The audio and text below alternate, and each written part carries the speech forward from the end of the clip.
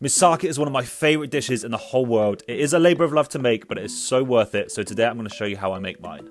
First thing I do is make the meat sauce, then that's out the way and you've got one layer done and dusted. So we're just going to fry off some onion and garlic, and a lot of recipes do use lamb, but I personally prefer beef. So we're going to brown that off and then stir in some tomato paste or some tomato puree, and then we're going to add a good glug of red wine to really deepen the flavour. Allow the beef to soak in that goodness, and then we're going to make the base of the sauce, which is beef stock and tomato passata, which is just pureed strained tomatoes. Then to pack in the flavour, we're going to add some fresh parsley and thyme, and then some cinnamon, salt, pepper and sugar. In with a couple of small bay leaves, and then we're going to simmer that until it's nice and thick, and it's really important to thicken it so you get those nice, distinctive, classic moussaka layers. Meat sauce out the way, and the next layer is the veg layer, and this is the easiest way to prep it. Add some sliced aubergine or eggplant to a layer of paper towel, and then we're going to salt both sides. This takes out that bitter edge and it also helps remove the moisture. Then the next layer is zucchini or courgette. We don't want to salt that, but we are going to remove the moisture, and then some potato on top of that and remove the moisture too. Then we're going to shallow fry the potatoes until they're golden and soft through the centre, and then crank up the heat a little bit and fry off the zucchini and the eggplant. Then really important to add it all back onto paper towels to remove the excess oil. Then the third and final layer is the bechamel sauce, and again you want this really nice and thick so you get a nice distinctive layer on top.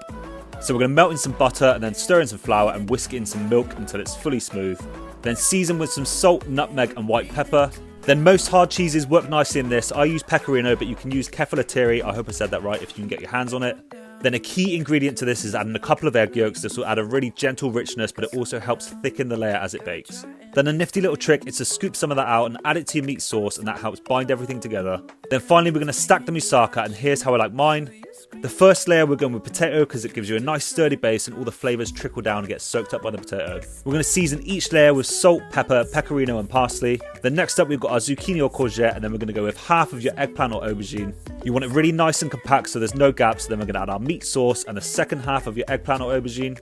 Then last but not least we're going to slather over that gorgeous thick rich bechamel sauce. Finish with a bit more cheese, and then we're going to bake that in the oven until it's bubbly and beautifully golden on top. Then it's really important to let it rest for a little bit just so those layers really solidify. There's nothing worse than a sloppy moussaka that all kind of blends together in one thing. Then you're going to slice it up into individual portions, and there you have my take on the classic moussaka. I do hope I did this justice, so let me know how I got on in the comments, and if you fancy giving this a go, you'll find a full written recipe up on the blog at Dogo Baking My Heart, and the link in my profile will take you there. Like I said, this is absolutely a labour of love, but it's so worth it. Enjoy!